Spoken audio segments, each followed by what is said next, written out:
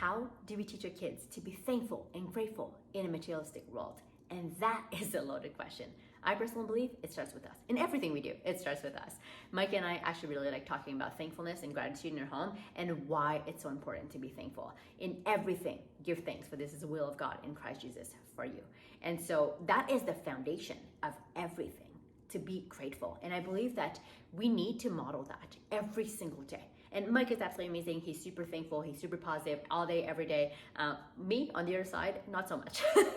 And so up until my mid-20s or so, I was very negative and arrogant and just sarcastic and manipulative. And so I had a lot of work to do. And even to this day, my heart and my brain will default back to that if I don't do active work. And so what that means is that every single day, it's an active decision for me to be grateful and thankful. And so what I do is I like to start my day. So when I start my day, I write 3 things that I actually need to do for the day, and then 3 things I'm grateful for. It can be anything. It can be the sun. It can be like homemade meals that my kid just made, or like whatever. It can be one word. It can be an entire journal entry. It doesn't matter. The point is, I'm starting my day just with a change and a shift in my heart to make sure that it's open and on the right start. Because if not, I spend an entire day just being snippy and just having a bad attitude, and nobody likes that. And so, and so that's one of the things that I like to do. And then the other thing is, Mike and I really like to do, every October, we have the whole month, we're Canadians, so our Thanksgiving is in October. So for the month of October, we have this wall, it's a Thanksgiving wall, and we just write down everything that we're grateful for every single day.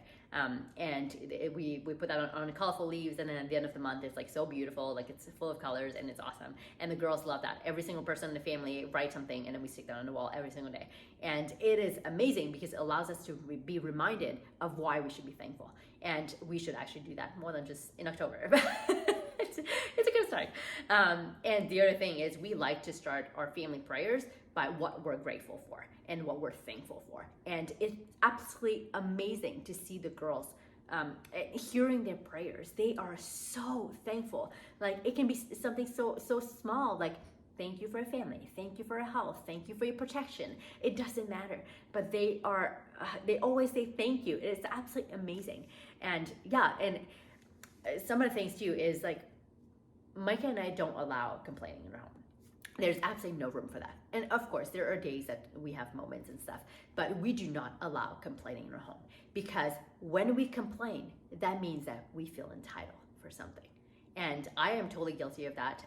For the longest time, I had complained, and I thought that was, I wore it as a badge of honor, like being sarcastic and complaining and like just judging people and all these things. I wore that as a badge of honor, and how crazy is that? But anyway, so we do not allow complaining. And so some of the things that we have put in place is that we call the ambulance when somebody wants to complain. For example, the other day, our oldest, she's 7, and I don't remember what I was saying, but she just looked at me and she said, "Mama, should we call the ambulance? Because it sounds like you're complaining right now." Slaps me right in the face. But I thought it was just so awesome that they are understanding the concept so much that they call us out.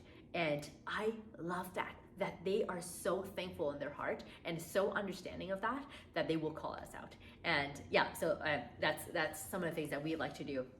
And I think at the end of the day too is we redirect the focus on God, like on God's provision for life. We have more than enough.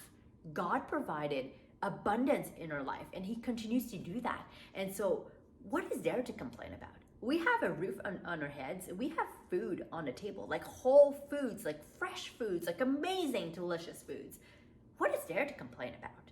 And when we shift our perspective to that, it's kind of like whatever we're complaining about kind of is small, and we should be so thankful that God has provided all of these things, because there will always be people who are not that they're not provided for, but that don't have everything that they want or need. And so it's just so eye-opening to think that way. And of course, this is work, right? Like, we have to do that every single day. And like, when we have a little moment of just wanting to be negative or wanting to complain about something, it's just that we open the door for the enemy to attack.